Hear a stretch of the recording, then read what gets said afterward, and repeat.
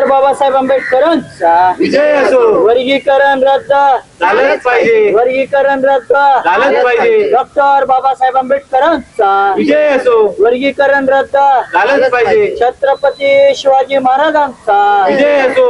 अण्णाभाऊ साठेंचा विजय असो. डॉक्टर बाबासाहेब आंबेडकरांचा विजय असो. शाहू महाराजांचा विजय असो. वर्गीकरण रद्द झालंच पाहिजे. वर्गीकरण रद्द झालंच पाहिजे. सामील व्हा सामील व्हा लॉंग मार्च मध्ये सामील व्हा.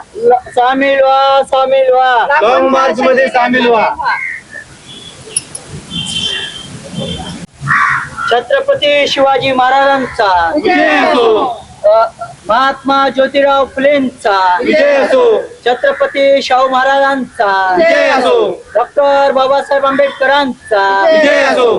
लोकशाहीर अण्णाभाऊ साठेंचा विजय असो. आरक्षणातील उपवर्गीकरण रद्द झालंच पाहिजे. आरक्षणातील उपवर्गीकरण रद्द झालंच पाहिजे. लॉंग मार्च मध्ये मोठ्या संख्येने सहभागी व्हा लॉंग मार्च मध्ये मोठ्या संख्येने सहभागी व्हा. डॉक्टर बाबासाहेब आंबेडकरांनी अतिशय कष्ट करून आपल्या सर्वांना आरक्षणाचा हक्क दिला, परंतु जो आरक्षणाचा हक्क आहे तो हक्क हिरावून घेण्याचा या मनुवाद्याचा जो प्लान आहे, या मनुवाद्यांचं जे कारस्थान आहे, ते कारस्थान म्हणजेच त्यालाच आपण म्हणू शकतो की आरक्षणाचे उपवर्गीकरण. आणि हे आरक्षणाचे उपवर्गीकरण आहे ते हाणून पाडण्यासाठी लॉंग मार्च हा निघालेला आहे बीडवरून मुंबईच्या दिशेने. या लॉंग मार्चच्या संदर्भात आपण या ठिकाणी शिरूरमध्ये आलेलो आहे आणि आपण शिरूरमध्ये या लॉंग मार्चचं कसं नियोजन आहे, कशा प्रकारे नियोजन आहे हे आपण जाणून घेणार. आपलं काय नाव आहे? भरत बोरकर, चंद्रकांत झुंजार, प्रमोद गायकवाड, शिरूर. ऍडव्होकेट मायाताई गायकवाड, रंजनाताई कांबळे, सतीश गायकवाड. तर हे सगळे मान्यवर आहेत जे या ठिकाणी शिरूरमध्ये आहेत. आणि हा जो लॉंग मार्च आहे त्याचं काय नियोजन आहे, त्याचं काय महत्त्व आहे, आपण त्यांच्याकडनं जाणून घेऊया. दादा, काय सांगाल तुम्ही लॉंग मार्च मध्ये सामील होण्यासाठी काय आव्हान कराल आणि याचं महत्त्व काय आहे? अनुसूचित जातीचं जे वर्गीकरण रद्द व्हावं असं तुम्हाला का वाटतं?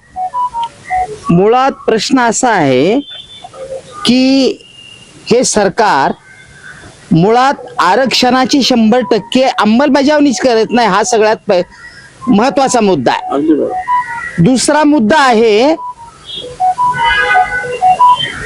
की अनुसूचित जातीचं आरक्षण हे उपवर्गीकरणाच्या बेडीमध्ये अडकवून ज्या काही 4-6 जाती आहेत त्या 4-6 प्रामुख्याने 4-6 जातींमध्ये वैचारिक मतभेद आणि आरक्षणासाठी आमच्या हिश्श्यावर येत आहे की तुमच्या हिश्श्यावर येत आहे हा झगडा लावण्यासाठी हे सरकार उपवर्गीकरणाचं कटकारस्थान करत आहेत. आणि हे हाणून पाडण्यासाठी जो लॉंग मार्च महाराष्ट्र सरकारच्या विरोधामध्ये निघालेला आहे याची सुरुवात बीडमधून झालेली आहे. आणि हा बीडमधून झालेली सुरुवात, हा लॉंग मार्च मुंबईच्या दिशेने कूच करणार आहे. तत्पूर्वी दिनांक 18 जून रोजी शिरूर या ठिकाणी लॉंग मार्चचं आगमन होणार आहे. आणि या लॉंग मार्चच्या संदर्भामध्ये किंवा या उपवर्गीकरणाच्या संदर्भामध्ये ही उपवर्गीकरणाची प्रक्रिया थांबवण्यात यावी यासाठी एक भव्य अशी सभा होणार आहे असं नियोजन या शिरूर शहराच्या वतीने करण्यात येत आहे. आणि म्हणून मी समस्त विविध संघटना, विविध पक्ष या उपवर्गीकरणाच्या विरोधात प्रतिक्रिया देण्यासाठी सामील व्हावं अशी विनंती करतो. धन्यवाद. 59 जाती आहे, तुम्ही 59 जातींना काय सांगा? जय भीम. मी प्रमोद गायकवाड, मी शिरूर शहराच्या वतीने सर्वांना आवाहन करतो की अनुसूचित जातीच्या उपवर्गीकरण रद्द करण्यासाठी बीड ते आझाद मैदान मुंबई जो लॉंग मार्च निघालेला आहे, आपण शिरूर तालुक्यातील पुणे जिल्ह्यातील सर्वांनी बहुसंख्येने या लॉंग मार्चमध्ये आपली उपस्थिती दाखवा अशी सर्वांना मी विनंती करतो आणि थांबतो. काय विनंती कराल तुम्ही? शिरूरचं हे जे नियोजन आहे, शिरूरमध्ये लॉंग मार्च शिरूरमधून जाणार आहे, तर तुम्ही काय आवाहन कराल? सर्वप्रथम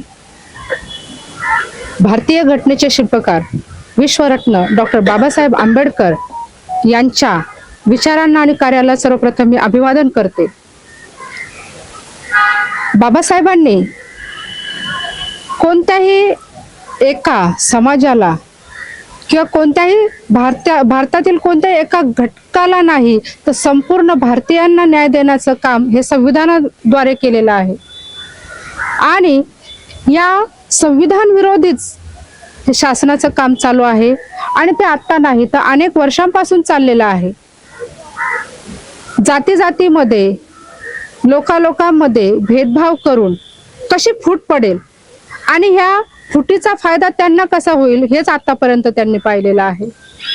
आणि त्यातलाच हे एक आहे, बाबासाहेबांनी अनुसूचित जातीमध्ये जवळजवळ 59 ज्या जाती आहेत त्यांचा समावेश केलेला आहे. परंतु खोडसाळपणे या समाजामध्येच असा तेढ निर्माण करण्यात येतो की तुमचं आरक्षण हेच घेतात ते, तुमचं आरक्षण ते घेतात ते, आणि एकमेकांमध्ये ते मतभेद करून त्यांची पोळी भाजून घेतात, जे आतापर्यंत त्यांनी केलेलं आहे. माझं सगळ्यांना आवाहन आहे की या उपवर्गीकरणानंतर किती फायदा होतो माहित नाही, परंतु एवढं आहे की आजही बाबासाहेबांनी जे संविधान लिहिलं आहे, जी घटना लिहिली आहे, त्यातून सर्व जाती धर्मांचे लोक एकोपाने कुठेतरी येतात. पण या उपवर्गीकरणातून सर्वांचंच नुकसान होईल असं वाटतंय. कारण याच्यामध्ये अ ब क ड असे गट केले जाणार आहे आणि त्या गटात म्हणजेच काय तर तुमच्यामध्ये तोडफोड केली जाणार आहे. एक छोटीशी गोष्ट आहे शेतकऱ्याची की एक शेतकरी असो, त्याची 4 लेकरं असतात, पण ती 4 लेकरं सतत एकमेकांशी भांडतात आणि त्याच्यामुळे तो स्वतःची प्रगती करू शकत नाही. हेच त्या शेतकऱ्याला सतत चिंता असते की कसं होईल, म्हणून तो काय कर, आणि आजूबाजूचे जे असतात त्यांच्यामध्ये जे तेढ निर्माण झालेला आहे त्याचा गैरफायदा घेतात आणि त्यांच्यामध्ये वाद लावत असतात. मग शेतकऱ्याला हे म्हणजे लक्षात येतं आणि शेतकरी त्यांच्यामध्ये एकोपा घडवण्यासाठी एक काम करतो की 4 काठे आणून देतो आणि म्हणतो तोडा या. पण तो प्रत्येकाला एक देतो. प्रत्येक जण एक ज्यावेळेस काडी घेतो त्यावेळेस ती तुटली जाते. पण मग तो शेतकरी काय करतो, 4 काठ्या एकाला देतो, दुसऱ्याला 4 काठ्या त्यातून तोडा म्हणतो, पण ते तुटत नाही. का? ही आहे एकी. आणि आतापर्यंत बाबासाहेबांनी आपल्याला जे आरक्षण दिले, 59 जातींना जे आरक्षण दिले, त्यात आपली एकोपा आहे. जर आपण अशा पद्धतीने जर वेगवेगळे झालो तर नक्कीच हे पूर्ण आरक्षण जाऊन आपल्याही अशाच पद्धतीने हा समाज पूर्णपणे तुटेल, वेगळा पडेल असं मला वाटतंय.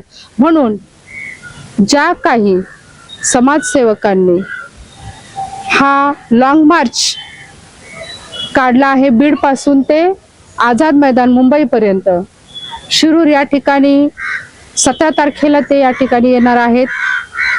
या उपवर्गीकरणाचे फायदे तोटे काय आहेत, की आपल्याला काय याचं नुकसान होऊ शकतं, फायदा होऊ शकतो, किंवा आपण एकोपाने कसं राहिलं पाहिजे या, आणि हे उपवर्गीकरण जे आहे ते रद्द कसं झालं पाहिजे या संदर्भातलं मार्गदर्शन करणार आहे.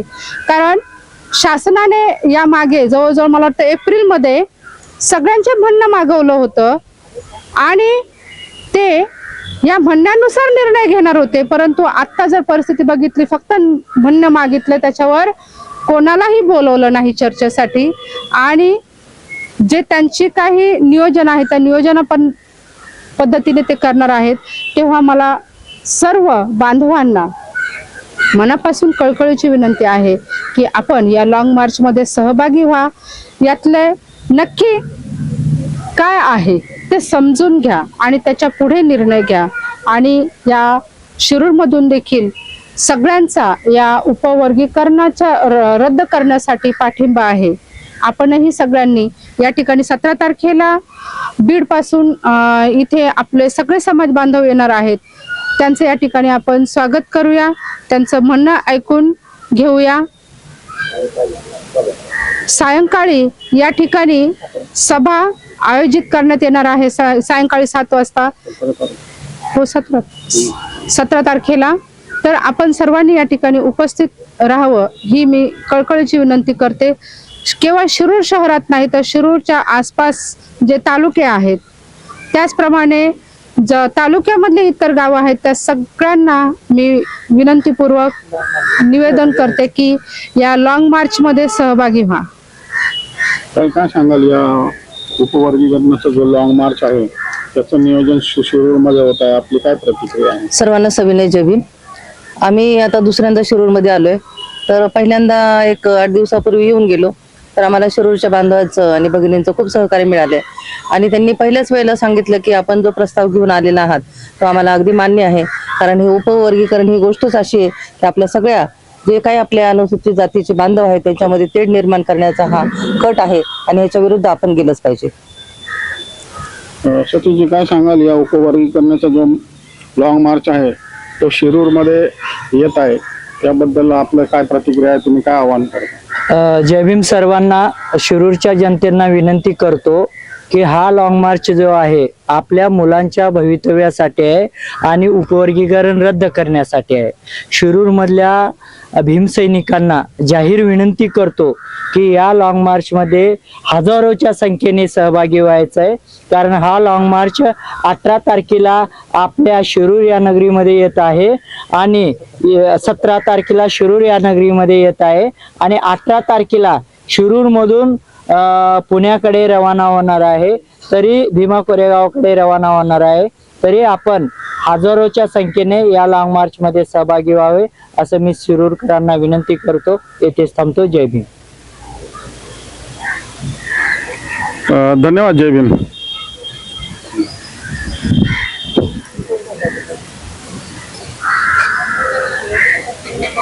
अनुसूचित जातीच्या वर्गीकरणामध्ये अ ब कडे हे जे उपवर्गीकरण आहे या अनुषंगाने त्यामध्ये ते वर्गीकरण होऊ नये यासाठी राज्य शासनाच्या विरोधामध्ये बीडवरून लॉंग मार्च हा ह्याच्यापर्यंत म्हणजे मंत्रालयापर्यंत निघत आहे.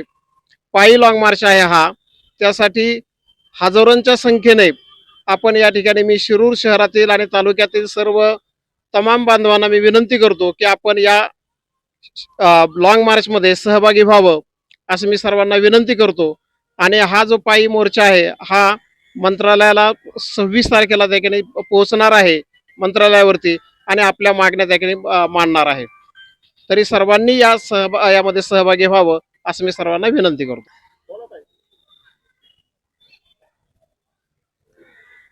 मी रंजना कांबळे, सामाजिक कार्यकर्ता, पुणे येथून आलेली आहे. डॉक्टर बाबासाहेब आंबेडकर यांना मी सविनय प्रणाम करते.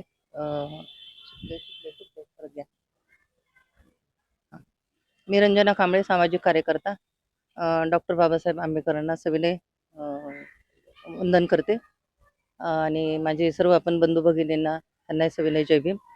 आता जे उपवर्गीकरणाचा जो भीमा कोरेगाव ह्याच्यावरून बीडवरून मोर्चा आलेला आहे तर तो मोर्चा अगदी तरुण मुलं आपल्या मोर्चात सामील झालेले आहेत आणि त्या मुलांना प्रोत्साहन द्यायचंय आणि जे उपवर्गीकरणाचा जो सरकारने घाट घातलेला आहे तो आपल्याला हाणून पाडायचा आहे. त्यासाठी आपण सर्वांनी मोठ्या संख्येने ह्या उपवर्गीकरणाच्या मोर्चामध्ये सहभागी व्हायचंय.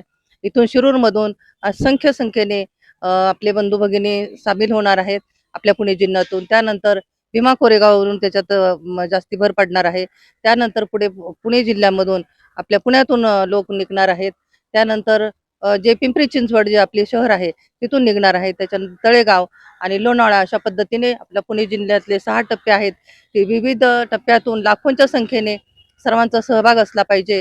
आणि हा उपवर्गीकरण हा आपल्यासाठी सर्वांच्यासाठी खूप घातक आहे आणि सांगायचं म्हणजे पुढच्या पिढीसाठी अतिशय घातक आहे. तर आपल्याला जर आरक्षण वाचवायचं असेल तर आता हे उपवर्गीकरण वाचवणं खूप महत्त्वाची गोष्ट आहे. तरी बांधवांनो, सर्वांनी मोठ्या संख्येने लाखोंच्या संख्येने सामील व्हा.